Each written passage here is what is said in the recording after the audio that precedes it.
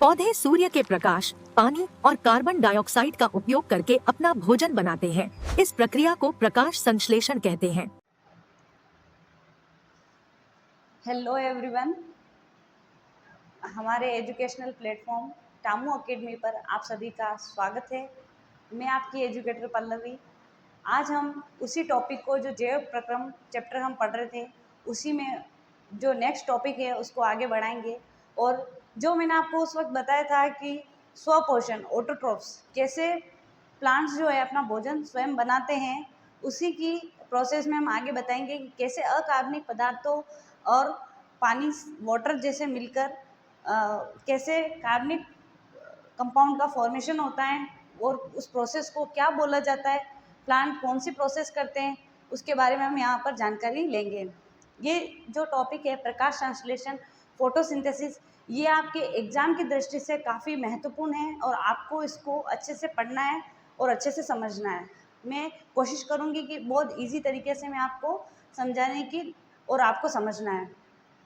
प्रकाश संश्लेषण जो प्रोसेस है वह प्रक्रिया जिसके द्वारा हरे पौधे, शैवाल और कुछ जीवाणु सूर्य के प्रकाश की ऊर्जा का उपयोग करके क्लोरोफिल की सहायता से कार्बन डाइऑक्साइड और पानी को ग्लूकोज और ऑक्सीजन में परिवर्तित करते हैं। इस प्रोसेस को प्रकाश संश्लेषण बोला जाता है। प्रकाश संश्लेषण की प्रक्रिया में प्रकाश ऊर्जा का रासायनिक ऊर्जा में कन्वर्जन होता है। प्रकाश संश्लेषण की प्रक्रिया के लिए जो एक रिएक्शन जो काफ़ी फेमस रिएक्शन है वो है 6CO2 12H2O, मतलब 6 कार्बन डाइऑक्साइड के मॉलिक्यूल, 12 वाटर के मॉलिक्यूल क्लोरोफिल की प्रेजेंस में और सूर्य के प्रकाश के प्रेजेंस में ग्लूकोज का फॉर्मेशन करते हैं और साथ ही 6 O2 मॉलिक्यूल और 6 पानी के मॉलिक्यूल का फॉर्मेशन करते हैं।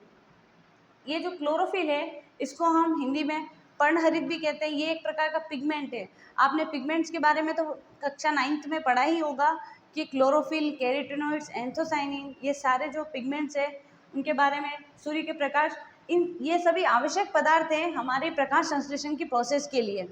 अब इनका नेक्स्ट क्या क्या काम होगा वो हम पढ़ेंगे। प्रकाश संश्लेषण में प्रयुक्त होने वाले आवश्यक पदार्थ, कौन कौन से पदार्थ जो है प्रकाश संश्लेषण में प्रयुक्त होते हैं उनके बारे में पढ़ेंगे। सबसे पहले प्रकाश संश्लेषण में प्रयुक्त होता है क्लोरोफिल। क्लोरोफिल जो होता है आपको पता है ये एक पिगमेंट है, एक वर्णक है, हरे रंग का होता है, पत्तियों के अंदर ये प्रेजेंट होता है। इसका मुख्य कार्य होता है प्रकाश ऊर्जा, जो सन से आने वाली जो एनर्जी है उस प्रकाश ऊर्जा को लेगा और उसको अवशोषित करने का काम कौन करेगा, हमारा क्लोरोफिल करेगा। प्रकाश का काम होता है जो सन से आने वाली जो प्रकाश लाइट है उसका काम होता है ये प्रकाश ऊर्जा को रासायनिक ऊर्जा में रूपांतरित करता है। साथ ही ये जल के जो अणु हैं, वाटर जो है जल के अणुओं को तोड़कर हाइड्रोजन व ऑक्सीजन में तोड़ने का काम करता है।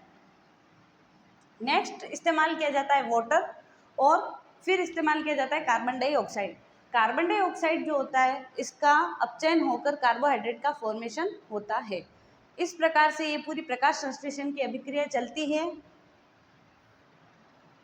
नेक्स्ट हम पौधे में पानी के अंदर आने से द्वार कोशिकाएं फूल जाती हैं, जिससे स्टोमेटा खुल जाता है और पानी के बाहर जाने से ये सिकुड़कर बंद हो जाता है। रंध्र के बारे में पढ़ेंगे कि रंध्र होते क्या हैं, कहाँ प्रेजेंट होते हैं, क्या काम करते हैं। रंध्र जो होते हैं वो पौधे की पत्तियों और कोमल तनों के बाहरी त्वचा पर पाए जाने वाले सूक्ष्म छिद्रों को रंध्र या स्टोमेटा कहा जाता है। जब हम किसी पत्ती का डिसेक्शन करते हैं तो डिसेक्शन करने के दौरान क्या होता है कि सूक्ष्मदर्शी से हम उस पत्ती की स्ट्रक्चर को, जो सूक्ष्म छिद्र है उनको देखते हैं तो हमें पता चलता है कि एक पत्ती के अंदर रंध्र जैसी एक संरचना प्रेजेंट होती है।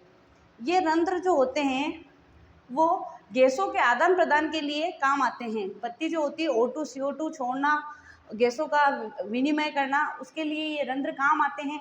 रंध्र जो होते हैं वो ओपन भी होते हैं और क्लोज भी स्टोमेटा होते हैं। रंध्र की संरचना के बारे में अगर पढ़े तो रंध्र के अंदर क्लोरोफिल प्रेजेंट होता है और साथ ही ये दो जो सेल्स है ये इन सेल्स को बोलते हैं गार्ड सेल्स।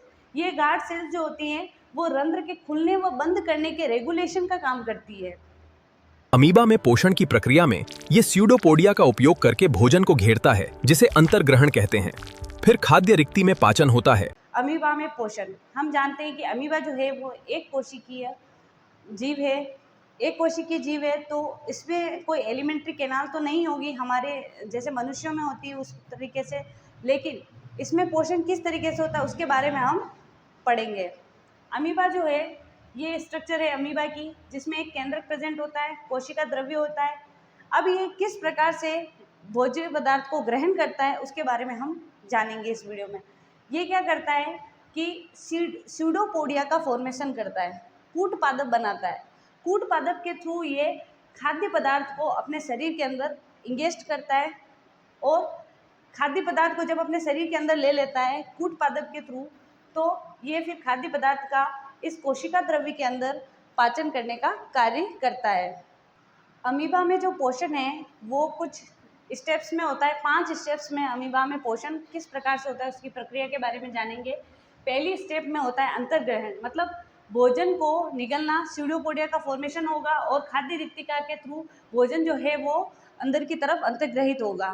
दूसरी स्टेप में पाचन होगा। पाचन के अंदर क्या होगा कि जो एंजाइम की मदद से बड़े कण हैं उनको छोटे कणों में तोड़ने का काम किया जाएगा। तीसरी स्टेप में क्या होगा, अवशोषण होगा। जो पदार्थ पचित हुआ है उसका क्या किया जाएगा, अवशोषण किया जाएगा।